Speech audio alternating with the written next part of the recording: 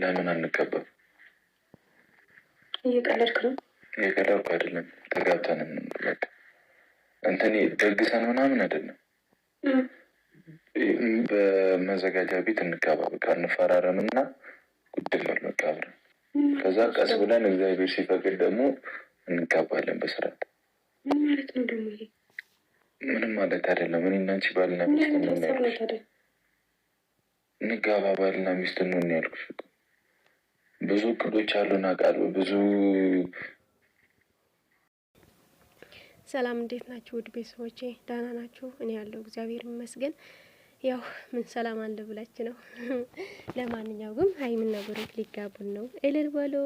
ደስ የሚል ነገር ነውና 4 ልጆች እኛም እንፈልጋለን፣ ማየት እንፈልጋለን። ግን ደግሞ እናንተ ወዳችሁ በእቅዳችሁ ሲሆን ነው ደስ የሚለንና ዛሬ ብሩኬ በቃ ቆርጦ ተነስተዋል።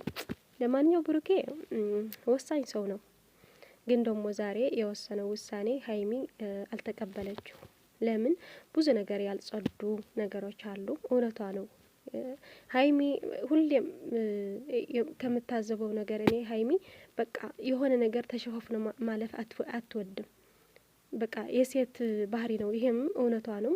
የሆነ ነገር ጽድት ብሎ ያለፈ ወደ ትዳር ሲገቡ ደስ ይለናል ሁላችንና ምንም ነገር አይፈጠርም። ግን ደግሞ በአሁኑ ውሳኔ የወሰነው ብሩኬ ከፍራቻ የተነሳ ነው። አንዱ ይመጣል፣ ይሄ ለነሱ አስቦ እየመሰለ በቃ ሰላማቸው ይነሳል። አንዱ ይመጣል እንደዛ፣ አንዱ ይመጣል እንደ ጓደኛ እንደ አሁን አብሳላት ለምን አትረዱኝም እያለች ነው። ምንድነው የሚረዷት ግን? በቃ ብሩኬ ፈልጋ ነው። አይሆንም፣ ሂጂ ወደ ራስሽ ኑሪ። ብሩኬ ሀይሚ ነው፣ ሀይሚ ብሩክ ናት። በቃ ጨረስን እኮ። ከዚህ በላይ ምንድነው የምትፈልገው? ለምንድነው ወደ እነሱ ለማምጣት ዳር የምትለው? ምን ፈልጋ ነው? የምሬ ነው። ቆም ብለን ብናስብ ይሻላል። ዝም ብለን አይ እሷ እኮ የዋህ ናት ምንም እኮ አትልም። ይሄን ነገር የቀረ ነው። ሀይሚና ብሩክ ንጹህ ልብ ነው ያላቸው። ምንም አይልም እነሱ። በቃ የሆነ ሰው አይ እንደዚህ ነው ብለው ሰው ይቀርባሉ። ከዛ ደግሞ ይሄንን ሰው ይጎዳል። አሁን አብሳላት ድርድር እያለች ያለችው መምጣት የምትፈልገው ወደ ሀይሚና ብሩክ ለማምጣት ለጥቅም ነው። እውነት ለመናገር ጥቅም ባይኖረው ኑሮ አትመጣም ነበር። ግን እሷ ግን በቃ እኔ እንጃ የሰው ሰላም መበጥበጥ ግን ምንኛ እኔ እንጃ። ሰላም አይሰጡም እኮ ለራሳችን ራሱ ሰላም አይሰጥም። ለሰው ልጅ የማስደሰት ምክንያት እንኳን ባንሆን የመከፋቱ ምክንያት ብንሆን ግን በእግዚአብሔር ዘንድ እንኳን ያስጠይቃል። እነዚህ ልጆች ሀይሚና ብሩክ ዝም ብለን ከመጀመሪያ ጀምሮ የምንከታተላቸው እኮ እኛም ደስ ብሎን ከጭንቀታችን በሁሉም ነገር የምንረሳቸው በስርዓታቸው፣ በንግግራቸው፣ ለሰው ያላቸው ክብር በቃ ሁሉም ነገራቸው። ሀይሚና ብሩክ እንኳን ቪዲዮ ሰርተው ዝም ብለው አንድ ቪዲዮ ሰርተው የአንድ ደቂቃ እንኳን ብትሆን ዝም ብለው ባይናገሩ እንኳን በቪዲዮ ብቻ አይን ላይን ታይቸው ወይ እጅ ለእጅ ተያይዘው ቢሰሩልን ለእኛ ውስጣችን እንዴት ደስ ብሎን እንደሚውል። ባለፈው አይታችሁ በገዳም ሄደው ያን ቪዲዮ ባይለቁ እንኳን በፎቶ ብቻ እንዴት ደስ እንዳለኝ እኔ በቃ 2 ቀን 3 ቀን እንደ ህልም ነው እየመሰለኝ የነበረው። በቃ ዝም ብዬ የእውነት ሄዱ ነው በቃ እዛው ከሄዱ ሁሉም ነገር ይረሳል፣ ቃል ይጋባሉ፣ የሆነ ነገር ደግሞ በቃ ተስማምተው ይመጣሉ። አላይደል ይሄን ስፍራ ቅዱስ ነው።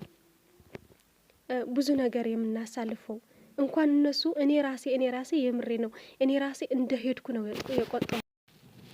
በቃ ሂጄ እዛው ሩፍ ብዬ የልቤን ተናግሬ የመጣሁ ነው የሚመስለኝ። ለምን? በቃ እነሱ ስለሄዱ ብቻ የምንፈልገው ነው የነበረው የሁላችን ነውና እኔ አሁን ምንድነው የምለው እኔ እውነት ለመናገር ብዙ እንኳን ባልልል ግን በዙሪያ ያላችሁ ሰዎች ተዋቸው፣ ይኑርበት። እነዚህ ልጆች በቃ እንደፈልጉ ይሁኑ። በሚፈልጉበት ሰዓት እነሱ በቃ እቅዳቸው አሳክተው የሚፈልጉትን ነገር ደረጃ ደርሰው ለማጋባት እንዲበቁ እናንተ ተዋቸው። አሁን ባይፈልጉ ነው። አሁን ብሩኬ ልንጋባ ነው ያላት ለምንድነው? በጭንቀት ነው። በቃ ስንጋባ ይተውናል ብለው ነው። ግን አይተውም እነዚህ ሰዎች። በቃ ካሰቡ ለሰው በክፋት ከመጡ በቃ ቢጋቡም አይተዋቸውም። እና ለማንኛውም ውዶቼ እናንተም በኮሜንት ድምጽ እንሆናቸው። ለምንድነው ሀይሚ አሁን እንኳን ብሩኬ ውጪ ችግር የለውም ብለዋል።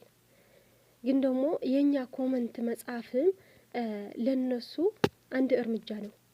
የማይሆን ነገር አሁን አብሳላት ለምንድነው የምትመጣ ካላችሁኝ፣ በቃ የራሷ ጥቅም አስቀድማ ነው የራሷ ስም ለማጽዳት። በቃ ከዚህ በኋላ እኛን እንድቀበላት ፈልጋ ነው። ማንም ሰው አልተቀበለም እስካሁን።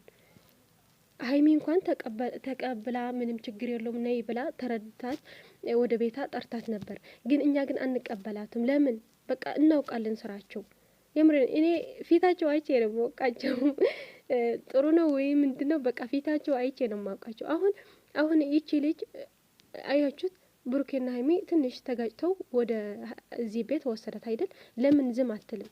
አሁን ራሱ በጣም ገርሞኛልና መጣች ዛሬ ፍጹምና ሚፍታ አገኘች ምናምን። ለምን እኔስ አትረዱኝም? ሀይሚ እኮ ተረዳኛ እያለች ነውና ጥግሽ ያዥ እና ውዶቼ ብዙ አላውራችሁና የእናንተ ማስተያየታችሁ በኮመንት አስቀምጡልኝ። ለማንኛው ግን እባካችሁ በዙሪያ ያላችሁ ሰዎች አድቡ። በቃ ተዋቸው፣ እንደፈለጉ ይኖሩ። እንዴ አይደብራችሁም እንዴ? እናንተ ራሱ በእነሱ ህይወት የምትገቡ ሰዎች ነው።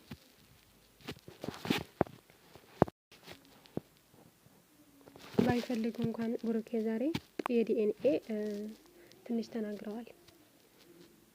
እቺ ሴትዬ ደግሞ ማለት ነው ብሩኬ ለምን እንደሆነ አላውቅም፣ የመጀመሪያ ዲኤንኤ አለ እኮ ለምንድን እንደዚህ ያለች ብሎ ለኛም ውዝግብግብ አድርጎን ነበር። እሱ ለስራ እንደሆነ የታወቀ ነው። ግን ደግሞ እቺ ልጅ ገግማለች። እኔ እርግጠኛ የሆንኩት ምንድነው ብሩኬ ምንም ነገር እንዳላደረገ፣ በቃ ምንም ነገር። ግን ደግሞ ሀይሚ በጣም እየረበሻት ያለው ይህን ነው። እውነቷም ነው። በእኛ ለሀይሚ የሚሰማት ነገር በእኛ ብናድርገው፣ እኔ ብሆንስ ብለን ብናስበው ሀይሚ ትክክል ናች።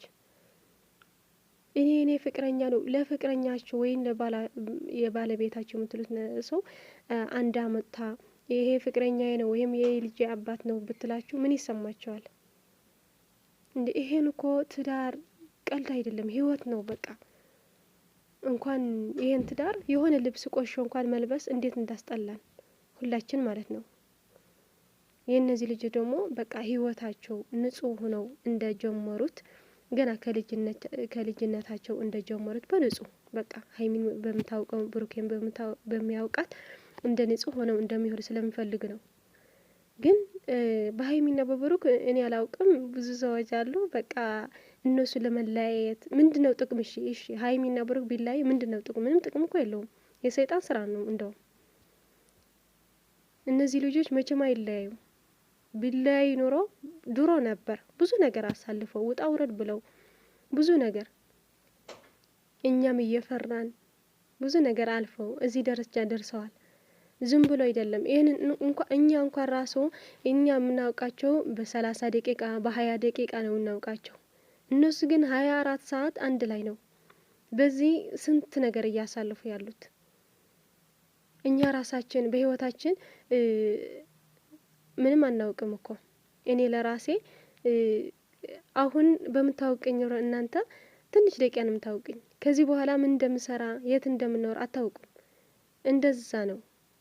ስለዚህ እኛም በሀሳብ አስተያየት እናግዛቸውና በመሀል ያሉ የሚገቡ ሰዎች ደግሞ በቃ ኮመንት ራሱ የምሬ ነው በጣም ተጽዕኖ ይፈጥራል።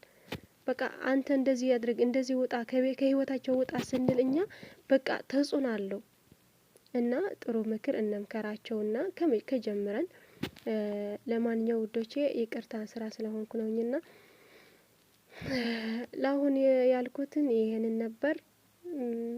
ያው ብዙ ማውራው ነገር ነበር ግን እየተቆራረጠኝ ነው። ይቅርታና እንደ ልቤ ማውራት አልቻልኩም። የምር የልቤ ብዙ ነገር የማወራው ነገር አለኝ ግን ደግሞ እንደ ልቤ ማውራት አልቻልኩም። ለማንኛው ግን በቃ ሀይሚዬ ነገ ትወጣለች ወደ ቤታ ይመስለኛል። የዛሬ ቪዲዮ የትናንት ነው የተቀረጸው። ዛሬ ወጥታ ይሆናል ብዬ አስባለሁ። አሁን ደግሞ ሀይሚዬ ውጪ በቃ ችግር የለውም ሂጂ ወደ ቤት ስላት እምቢ እያለች ነው፣ እንደ ልጅ ማለት ነው። የኔ ቆንጆ ግን በጣም አሳዝኛኛለች ሀይሚዬ፣ የምር አልቅሳለች ምናምን።